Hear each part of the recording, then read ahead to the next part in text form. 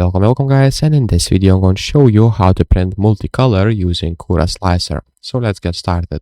What we'll need to do is go to extensions, click on post processing and click on modify G-code.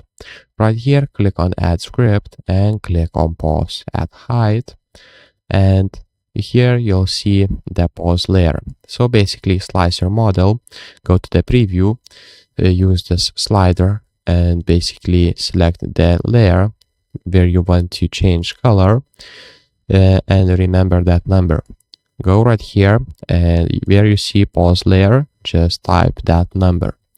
And right here select park print and make sure to beep at pause, so you will hear basically when it's happening.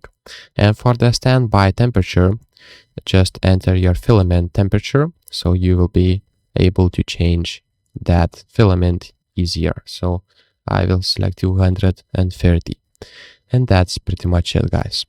Just close, click slice, and basically if you go to the preview, you'll be able to see that it should pause on 48 level, so it will be around here.